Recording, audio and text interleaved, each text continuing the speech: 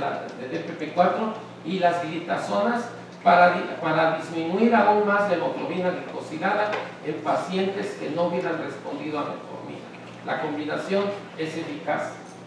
Tampoco hubo diferencias en el riesgo de complicaciones renales, a diferencia de lo que nos dicen en los mensajes promocionales de que no, doctor, con esta pastilla su paciente no va a tener falla renal.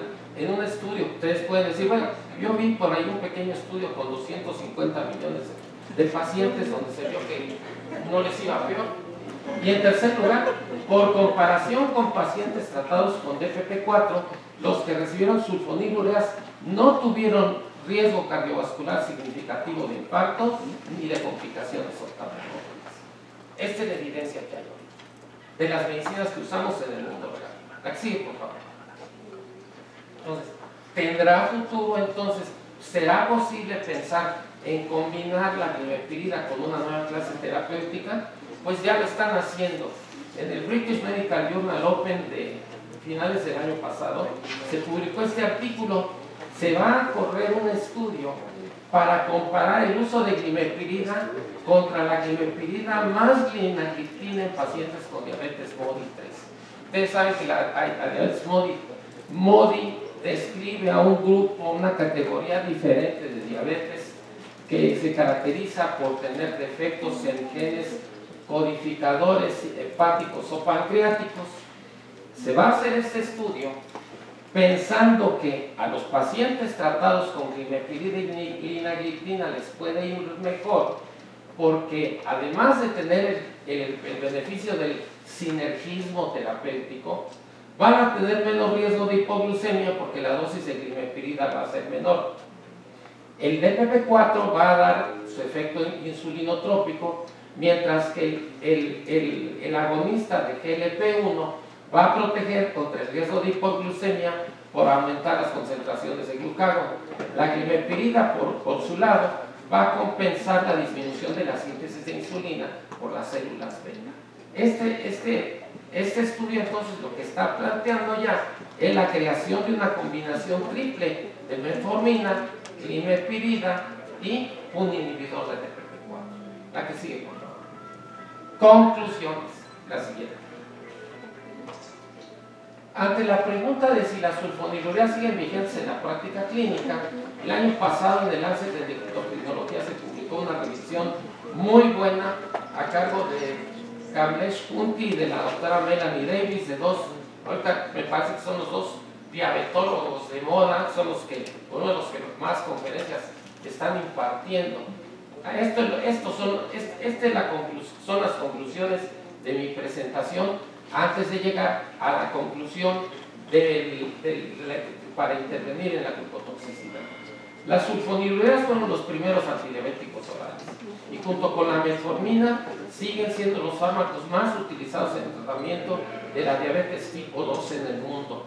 Los estándares de la ADA de enero la siguen incluyendo. Conservan su lugar en las guías de manejo porque son eficaces y porque tienen un costo accesible. La que sigue, por favor. Hay que considerar aspectos de seguridad, como los tenemos que considerar con todas las clases terapéuticas, incluyendo hipoglucemia, aumento de peso, que ya vimos que es de 1 kilo aproximadamente, y seguridad cardiovascular, pero no para los últimos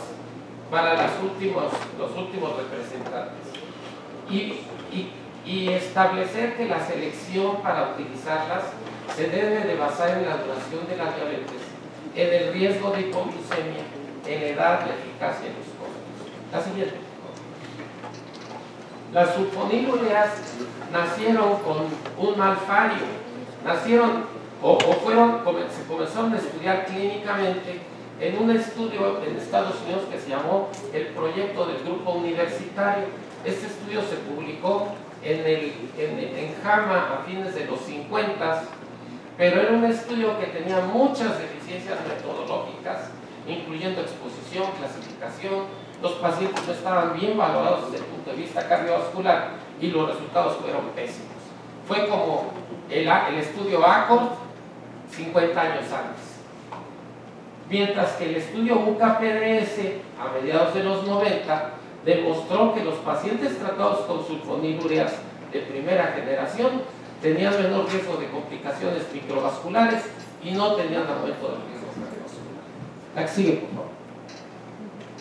Lo que hace la diferencia para seguir pensando en las sulfonilureas es su selectividad miocárdica. Hay sulfonilureas no selectivas, hay sulfonilureas que alteran la irritabilidad de las células, como la glibenclamida, que disminuye el preacondicionamiento miocárdico, pero hay sulfonilureas muy selectivas, como la glimepirida, que mantiene el preacondicionamiento miocárdico y reduce, y de esta forma no incrementa el daño producido por isquemia. La que sigue, por favor. Las sulfonilureas siguen siendo eficaces y están en el registro de diabetes de Suecia y de Dinamarca, porque funcionan como monoterapia combinadas con otros antidiabéticos o con insulina. Y en el estudio en una revisión de 31 estudios citada en el estudio que les comenté, se encontró que comparadas con placebo reducen 1.5 de hemoglobina glicosilada, reducen 1.62% de hemoglobina glicosilada comparadas con metformina o glitazonas, y que incluso pueden producir reducciones de 0.46 comparadas con insulina, con menor riesgo de hipoglucemia. La que sigue, por favor. Hablando de persistencia, del tiempo en el que un paciente puede tomar estos fármacos, las sulfonilureas y la metformina siguen rebasando con mucho a las nuevas clases terapéuticas, y las siguen rebasando por el tema del precio. No sé si ustedes estén enterados, voy a hacer aquí un breve comentario de 1 minuto.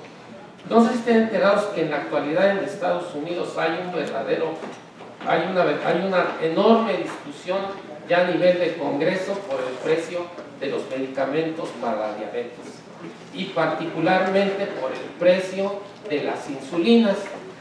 Ayer llegó a los miembros de la ADA una invitación para escribir al Congreso de Estados Unidos para tratar de que en Estados Unidos se permita la venta de insulinas de bajo costo. Una pluma de insulina en Estados Unidos en la actualidad cuesta, dependiendo la marca, de 150 a 600 dólares. La gente se está muriendo porque no tiene dinero para inyectarse. La semana pasada salió un caso de una enfermera educadora en diabetes que tenía su hielerita para darle educación, para explicarle a los pacientes, y sus lancetas y sus libros para dar clases de diabetes a los pacientes, en la mesa del comedor, del que ella nunca pudo tomar porque se le acabó la insulina y durante 3 días no se pudo inyectar y falleció. Entonces, la falta de la persistencia con el uso de las nuevas moléculas es un verdadero problema.